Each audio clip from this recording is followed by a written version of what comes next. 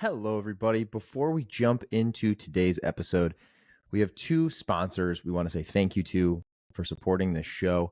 The first one is Routine. You guys have heard me talk about Routine, honestly, back from the early days of the podcast, and it's still a product I use every single morning. They have a prompt for me here. I'm going to do a little impromptu on this ad read today because honestly, this is a product that I truly believe in. And so I'm just going to tell you guys exactly what I think and why. First and foremost, this is a stat that they shared, but when you sleep, you lose between a pound and a pound and a half of water. And most of that's just sweating while you sleep. I used to not know if that was actually true, to be honest. I felt like a pound to a pound and a half of water seemed like quite a bit while I slept.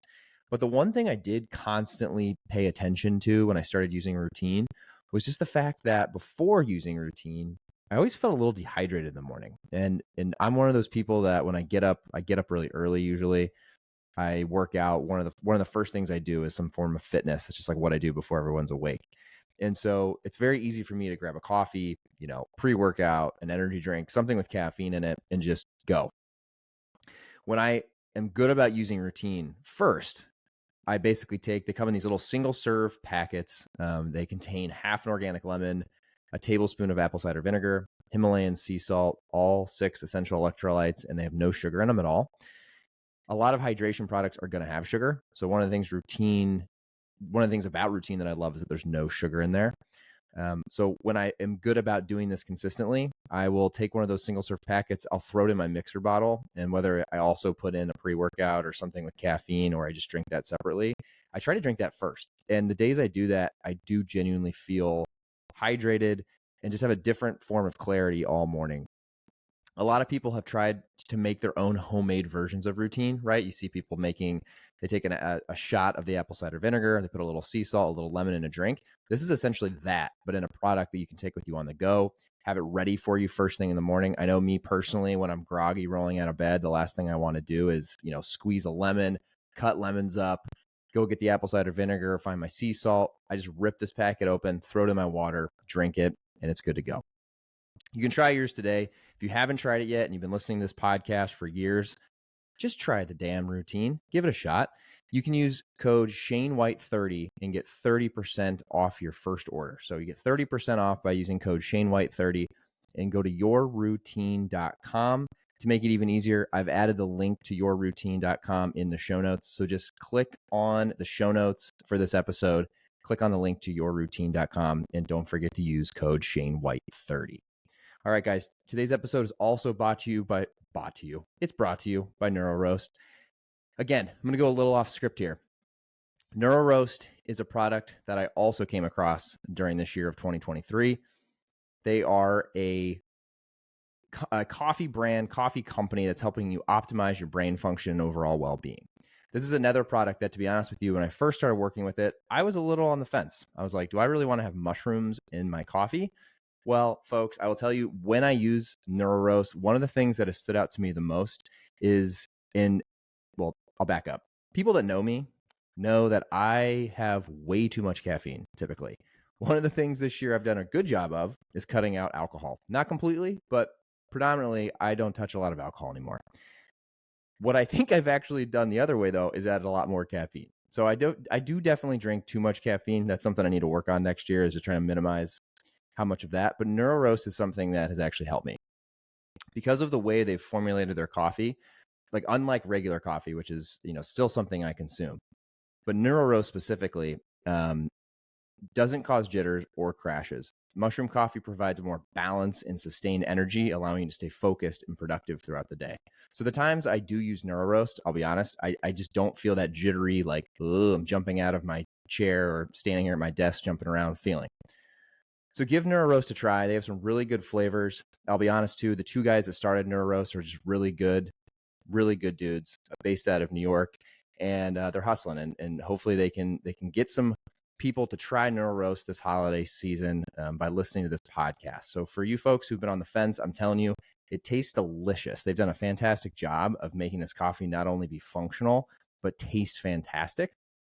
And if you want to try NeuroRoast, you can use code ShaneWhite. So it's super simple, just ShaneWhite at checkout.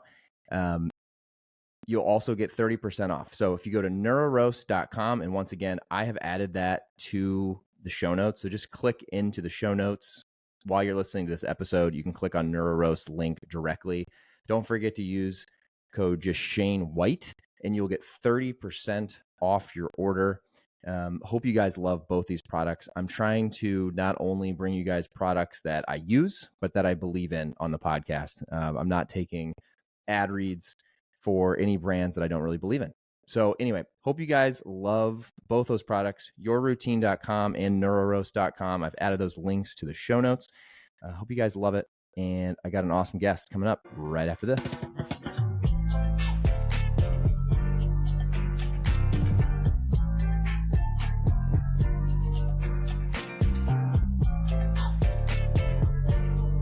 All right, everybody. Welcome to another episode of the Shane White Show. I'm pumped to have Adam back on the podcast. Adam Schenk. Thought this would be cool. We're going to do a quick podcast. Masters. You did it. You played. Kicked ass, man. Made it, played, made the cut. So I got 4 days around Augusta. It was incredible. Happy to come back on the Shane White Show. You must not have enough guests. You have to have me on again, huh? I know. Yeah, exactly. I just can't get anyone on, so I just keep throwing my Hail Marys at you. Buddy. Wait, I have to start this off because I think I told you this on the last time we did a podcast. You won't believe what I bet on you. You're gonna laugh your ass off. Hopefully it was top 12. Top 10. Oh! I was watching you all week, of course. And then on Sunday I was like, just come on. Just don't bogey. Don't bogey one of these last few holes. It was so funny, Adam, because that's the second time I did that. I'm like, it's gonna be good content, at least for the podcast, to tell them. If you keep doing that, I finish 12th every week. We could make this beneficial for both of us. I was gonna say, yeah. Finder fee of making sure that I finish 12th by every time. Or you bet on me top 5 and I finish 7th. That could also work. I just need to have you win every time, and then that guarantees you're at least second. You're going to play off something. That would make me Scotty Scheffler, which I'm. Yeah, talk about on fire. Holy cow, that guy's unbelievable. That guy is just hand of gold right now. Well, you know what, though? You and I both just know this. He's going to have a kid, though. It's going to screw it all up. He's going to get tired. He's going to be off his sleep game. All downhill from there, right? Yeah. You guys as the dads will come in and have some advantage. Well, take us back, man. How was it? What was, it's funny. I'm sure I sent it to you. You probably got it sent 1,000 times. My cousin, he loves the Masters, and he sent me the video that was posted about you and Courtney driving down Magnolia Drive. What was it like, man? That had to be so surreal and so cool. So funny story. Like I played 2 weeks before the Masters week. Took my dad and he walked with me. And when you first pull in Augusta, there's these it's a lane, right? But there's these pillars that come up out of the ground. So if you wanted to go through them, if you weren't allowed, or they said stop and you wanted to go, you're not getting through these steel pillars that go they click a button, say you're good to go, and there's 3 pillars that all go down. So now you can get through them. But I don't know I don't think a tank would get through them. But yeah. They're like the things you see at the White House. It seriously is. And once they lower those, you drive over them. And then there's another little security stop where they check your badges. They ask if anyone else is in the car, because you cannot take anyone in that does not have a badge to go in that way. So they sneak look around the car and see if anybody's hiding in there almost. But it's hey, whoa, go in the car. They don't look super closely, but you can tell when they're walking around the car, they're kind of looking in the windows to see what's going on. Then you pull in, drive past the Champions parking lot, which would be cool to park there one day. And hell yeah. Pull around the range, and I probably park 50 yards from the range, short walk. There's a little autograph section you walk past, and then took care of those for the kids every day, of course. And then you're on the Augusta National Practice Facility. So it's just what you see on TV. Green range with all the greens and putting and chipping area.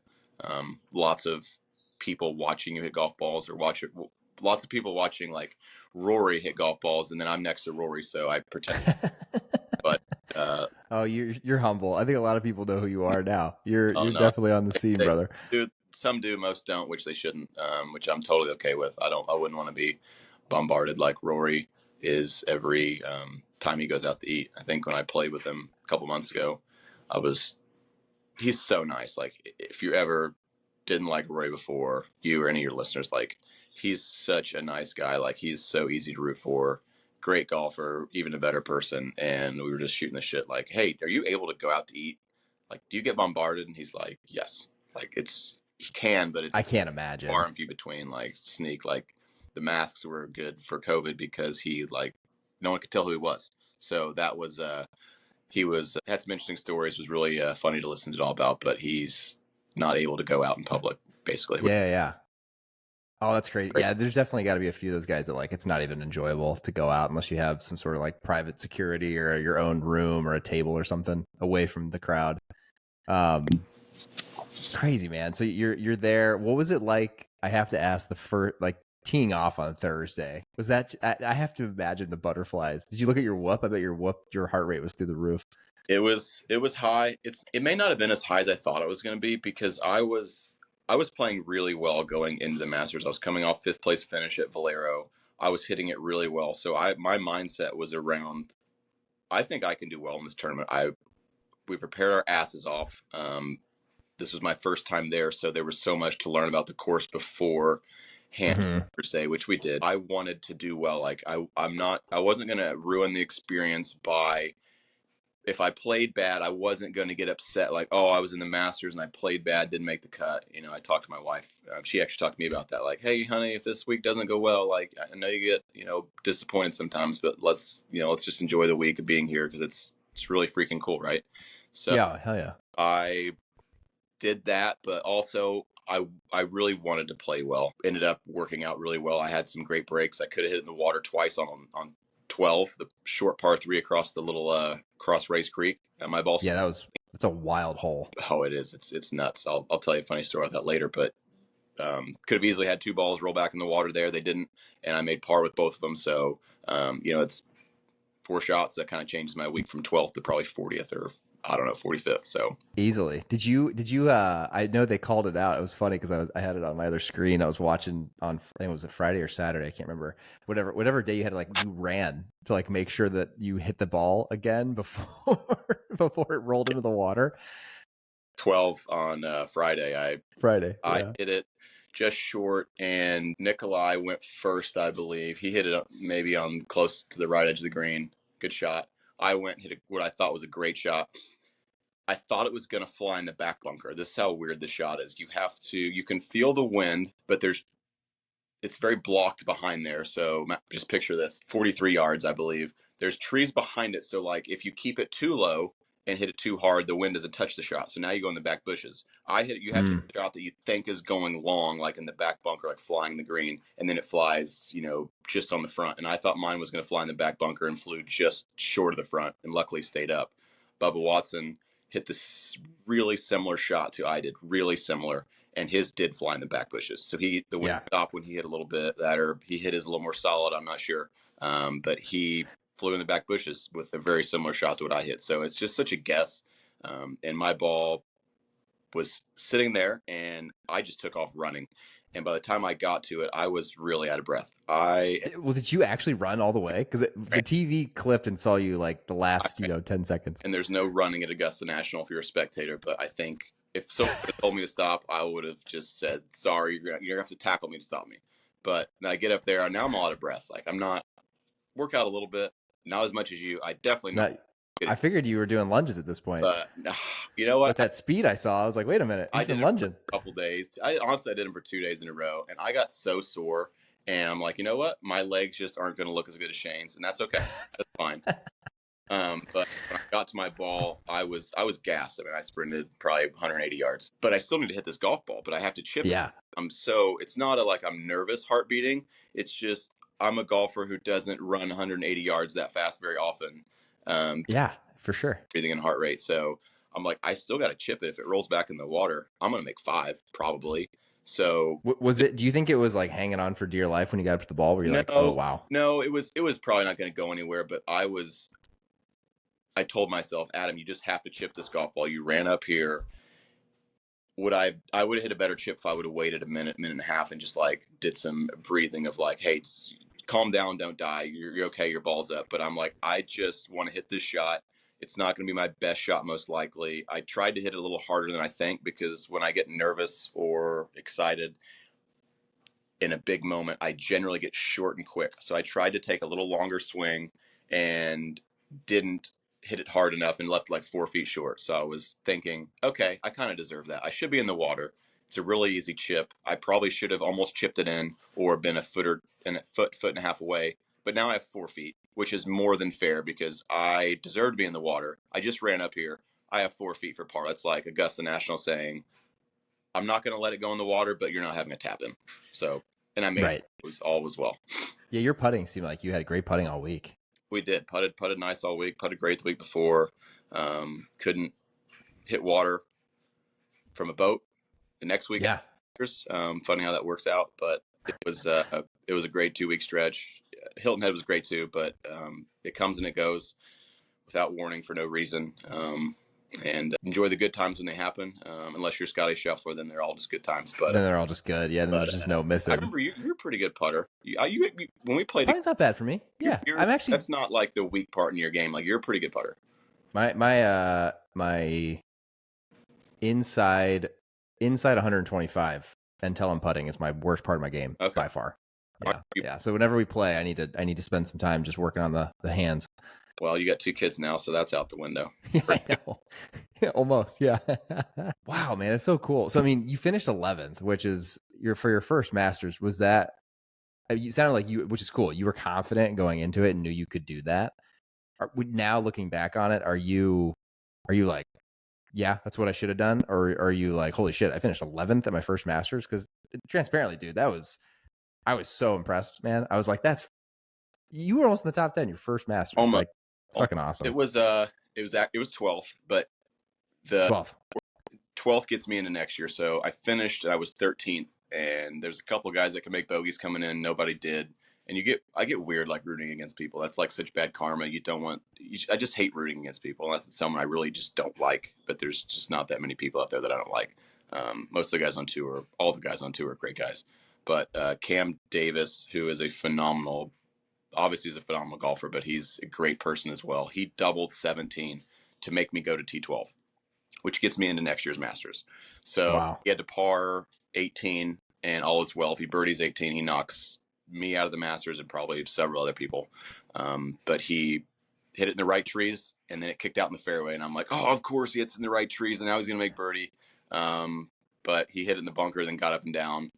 And I've seen him a couple times. If I knew him better, I'd go up and shit him about it and just say, hey, I owe you dinner for a year. Thanks for, letting me in the Masters next year. Yeah, right. He finished up 12th as well, so he gets in next year regardless of what happens the rest of the year. But that was a really fortunate ending for me. And looking back, it's incredible to finish 12th. I would have taken it from the start of the week. I probably would have taken 15th. So 12th should be bonus. But it's the kind of golf course that suits me with a little right to left off the tee. It requires so much thought and shot making, which is generally my style of play that benefits me instead of just like kind of one shot over and over again, like a Dustin Johnson, for example, where he just cuts it every single time. One of the best golfers in the world. And I just can't do that. I can't hit the same shot over and over again. So the more like I can repeat, the less I can just repeat one shot. And like Augusta, like you have to hit like sometimes big hooks, big slices, like with as windy as it was, you have to hit a lot of low shots, a lot of high shots. So it just requires a variety of play, and that generally benefits me. And but like I said, my ball stayed up twice on 12, or else it could have been a different story. And made it on 12 on Sunday. I made probably a 45 footer. You need a huge putt, man. That was a huge bonus. If it doesn't go in, it's going 3 or 4 or 5 feet by. Probably make it coming back, but I don't have to. So that could be a shot and a half, 2-shot swing. But I would have definitely taken it to start the week, and I'm just so excited to get to go back next year for another crack at it. I didn't realize that, so that's cool. I didn't realize top 12 you get to go back automatically. That's so badass. I think it's funny. I mean, the Masters this year with the wind, it was so crazy how I had to go back and look at other years, but it seemed like everyone was just so tight. Like it seemed like there were so many people all the way up until Sunday that were all in the running for it. And it is crazy to think, how easy on that course, a couple shots go a different way and it's a totally different outcome. Like even to make the weekend, right? I mean, it's kind of crazy. It's not that far off. No, that's one of the things about professional golf that just doesn't get told as much is just, the lines are so thin. And if somebody, catches a good break or two, makes a 230 footers, chips in, throughout a week, it's, that's 4 or 5 or 6 shots. And Sure. if you don't have those things happen to you, like it's really hard to make up 6 shots depending on the type of golf course. And if Scotty Scheffler's having good things happen to him and he's playing good, then he's going to be tough to beat. He's going to win by 3 or 4 or 5 or 6 or more. And that's kind of, what happened eventually with Morikawa falling off, who's also playing phenomenal golf. He's really fun to watch at the golf ball. Little cut every single time. Yeah, he's playing well too. If let's say I have great things happen to me, make putts, catch a few breaks, play great, and then Scotty doesn't play all that great maybe and doesn't have good things happen to him, then someone like myself can compete with Scotty. But if he's having things go his way and he's playing good, like he's just on such a streak right now and for a long time, that's just tough to compete. But it's kind of embarrassing for a little bit of, thinking he's won so many events in a row, but, surely someone's got to step on the PGA Tour and contend with him. It's like, come on, guys. But Hell yeah. I look in the mirror and I haven't done it. No one's doing it. Colin's been close several weeks in a row now, so he's really close. But it's just in part to how dominant Scotty's been the last, really year and a half. It's crazy though, dude. And this is not me blowing smoke. This is me just, I've been watching a decent amount of golf. Even you last year at the Valspar to now at the Masters, right? So what, almost a year apart from those two? You look like a totally different golfer to me. Like, and just knowing you well enough, I was like, oh, your confidence has changed. Like you could tell a year ago, that was like your first time being like right there in the hunt. And this year in the Masters, you totally gave off this like, yeah, I should be here, like mentality, which I loved to watch. It was so cool. I'm like, he knows he should be here. And I think that's probably half of it, right? Like there's got to be this little piece. And I know that just from the amount of golf I've played, like it's such a mental game that I'm sure for you, it's like, when you get when you post some scores that are like right there with some of those guys, I mean, just like we said about making the cut and how close it was, like you're right there, dude. You're a couple shots the other direction of a couple more birdies made. You're right there in the hunt. Absolutely. And I appreciate you saying all those nice things about me. That's true. But yeah, I mean, confidence, and like I've been, grinding at it for a long time. And sometimes it just takes a while for a plan to come together, or everyone can peak at different times. Like Scotty Scheffler's, peaking and will continue to peak, now at 26 or 7 or 8 or however old he is. And some guys peak, 34. It just, who knows, right? It's you don't want to compare yourself to anybody else because that, robs you of your journey that you go on. And, everyone's process and the way they get to the PGA Tour and the success they have on the PGA Tour at different times is so different. So it's so unique, individual to individual, and it's something that's progressed with me the last year and a half, and hopefully we go further. I mean, it's just like you're always trying to get a little better, right? Yeah. Tricky in golf, because you try and get better, you might change one small thing, but as soon as you change that one small thing, it might make you worse in other areas. And then if you're confident, right, sure, it can spiral really quickly. It's a really lonely sport. Highs are really high, the lows are really low. So I just try and keep an even keel. And, my wife helps me do a great job of that. Our son, AJ, year-old now, he is amazing. Crazy. Too, and he doesn't know what I shot. Bunker doesn't know what I shot. So I win the Masters, and AJ would just sit there, be looking at me like, hey, Dad, let's go play with some toys on the ground. He wouldn't know. So it's kind of exactly pretty calming. No, I bet. I mean, it's good. I feel like the family piece has to help just ground you to not just be almost like just always in your head. I feel like if you didn't have a family, golf would be a tough game because you could just think about it 24/7. But I wanted to say before I forget, I mean, a cool thing, Adam, I'm sure you thought about this recently, but it just clicked in my head like a week or two ago that we graduated from Purdue 10 years ago in about a week, which is mind blowing. Well, it's been a decade. I had to have that half victory lap. I wasn't as you are. You're right. You had the half victory lap. Either way, I always consider us the class of 2014. But just crazy to think, like, I mean, even you've been out of Purdue golfing and working on your game. The whole reason I'm saying that is because I think growing up as a kid, you look at professional athletes and you just, I don't know. My thought was always like, oh yeah, the guys that are going to win the Masters are the ones that they win the national championship in college. And then they just immediately go and they do that in the pros. Like that was my dumb kid brain. But now you stop and look and you're like, no, dude, it's great. You've been out of college for a decade. You've been working on your game. You've been in professional, what, 7 years? Is that right? I turned pro in 15, so 9. 9. So look at that. So you just finished 12th of the Masters 9 years into the professional cycle of your life. You're just getting better and better. I just think it's cool. I just think it goes to show that you're like you're going towards your peak still versus a lot of people I think would just assume you know the youngest guys are the ones that are the ones that are finishing at the highest, which is not true at all in golf. And the kids coming out of school now are like so much better, mature, prepared to play on tour and win right out of college than maybe they were when I was coming out of college. And I wasn't one of those players that was ready to come play on the PGA Tour right out of college. I went to Latin America, played there for a year, and then Corn Ferry for 2 years. So it took me 3 years to get on the PGA Tour, which is probably shorter than it takes most, but still a grind. And looking back on all the breaks that I did catch to get on the PGA Tour, to get on the Corn Ferry Tour, very fortunate, combined with some, skill. But if for example, if I would have, had poor luck at qualifying school and on the Corn Ferry Tour, there's no guarantee that I would have made it. So it's funny how some people make it, some people don't know for no other reason than timing, and that's part of professional golf. If there's, all Americans in football or basketball, like studs, like if you're better at someone, if you're just good at basketball, like you're generally just really good. And if you have the pro talent, you go develop for, some guys are ready to play in the NBA right away. Some guys take a year or two. But in golf, there's so much learning that it goes into playing professional golf, learning to travel so much, play on different grasses, play on different parts of the country, Latin America, playing in different parts of the world, that some guys just do better at professional golf and some guys were way better amateurs. Where in basketball, like I said, if you're just really good at basketball, if you're a stud in football, if you're Karlaftis coming out of Purdue, like he was a first round pick. Like I think he's Super Bowls his first 2 years, maybe two out of but like he's not going to be, most likely, unless bar injuries, he's not going to be a bad pro. He's going to have a long career. He's going to make an immediate impact. Where golf, you just kind of never know. But it's worked out, and I'm happy to keep coming on and talking to you.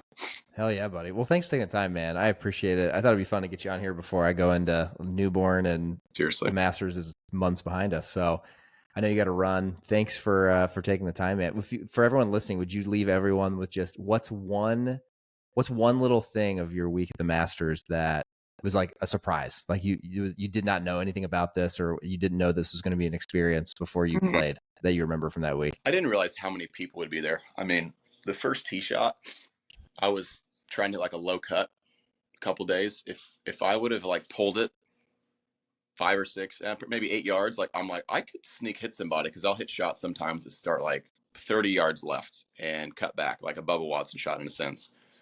And it crossed my mind, you cannot hit somebody off the first tee at the Masters. That you just and getting to play with Bubba the first 2 days, he drove it was so fun to get a front row seat to watch him hit every tee shot. Like it was absolutely incredible. And that was the most fun I've had watching somebody at the golf ball in a long time. Also noticed, the last thing I'll leave you with, the caddies have sponsorships on their hats, or Valspar, or the, Ping, whatever it might be. They all wear a Masters hat. I did not realize, if you notice, all the caddies, there's no rule, but like all the caddies out of respect, all of them wear a Masters hat. So,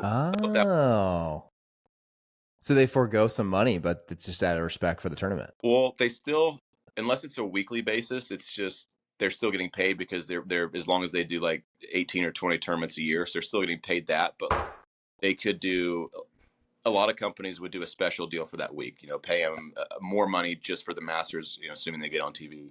That's definitely a possibility. So yeah, they are foregoing, potential money they could make out of. And I asked my caddy, Brett Swedberg, do you have to wear that hat? And he's like, I'm not sure, but everyone does. And I'm like, well, if somebody gave you $100,000 to wear a hat for the week, he's like, well, I would do that, obviously, but would you get kicked out, or do I get kicked out? Yeah. It was kind of funny that nobody knows, everybody just does.